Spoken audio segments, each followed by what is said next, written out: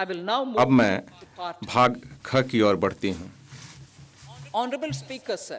माननीय Over the अध्यक्ष last महोदय, 10 years, the direct पिछले tax 10 वर्षों में प्रत्यक्ष कर संग्रहण and the return 3 गुना से filing अधिक हो गया है और विवरणी दाखिल करने वालों की संख्या I would 2.4 like Guna to हो गई है। assure the taxpayers मैं करदाताओं को आश्वस्त करना चाहूंगी have been कि उनके योगदान का देश के for the विकास और development जनता के कल्याण के लिए विवेकपूर्ण and उपयोग किया welfare गया of है। its people. I appreciate the मैं taxpayers. करदाताओं के सहयोग के लिए उनकी सराहना करती हूँ। The government has reduced and rationalized सरकार ने कर दरों में कटौती की है tax scheme. और इन्हें विवेकपूर्ण बनाया है। नई कर योजना के तहत अब 7 लाख तक की आय वाले करदाताओं के लिए कोई कर देनदारी नहीं है।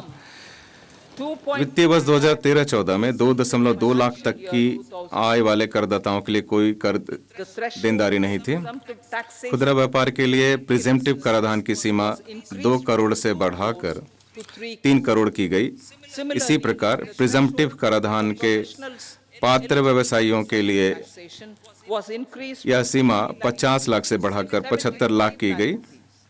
Also, साथ ही कॉरपोरेट कर की दर मौजूदा स्वदेशी कंपनियों के लिए 30% से बढ़ाकर 22% की गई और कुछ नई विनिर्माण कंपनियों के लिए यह दर 15% की गई। companies.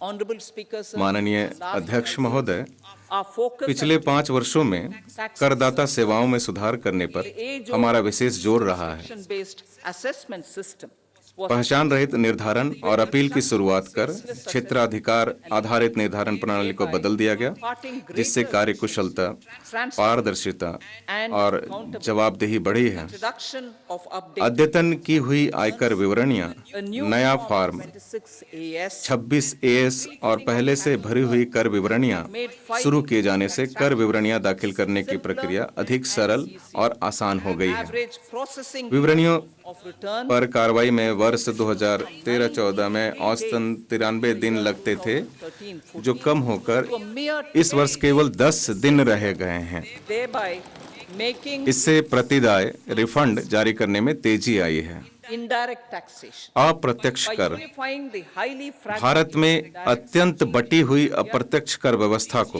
एकीकृत करके जीएसटी ने व्यापार और उद्योग पर अनुपालन के बोझ को कम कर दिया है। उद्योग जगत ने जीएसटी के लाभ को स्वीकारा है। एक अग्रणी परामर्शदाता फर्म द्वारा हाल ही में किए गए सर्वेक्षण के अनुसार 94% उद्योग प्रमुख जीएसटी में हुए बदलाव को व्यापक रूप से सकारात्मक मानते हैं। according to 80% सर्वेक्षण में प्रश्नों के उत्तर देने वाले 80% प्रतिभागियों के अनुसार elimination of इससे आपूर्ति श्रृंखला ऑप्टिमाइज हुई है, as result क्योंकि टैक्स आर्बिट्राज और ऑक्ट्राई के हटने के परिणाम स्वरूप राज्यों और शहरों की सीमाओं से चेक पोस्ट हट गए हैं।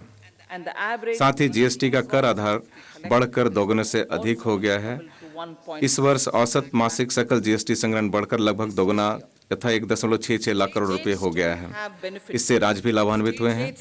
राज्यों को जारी किए गए including कंपनसेशन सहित राज्यों के एसजी/एसटी राजस्व की बोयेंसी 2017-18 से 2022-23 तक 2020 जीएसटी के बाद वाली अवधि में has achieved a buoyancy of ये 1.122 है। in contrast इसके विपरीत the tax वर्ष 2012-13 से 2015-16 की जीएसटी से पूर्व की 4 वर्षों की अवधि में विलय होने वाले राज्य राजस्व की टैक्स बोयेंसी केवल 0.72 थी।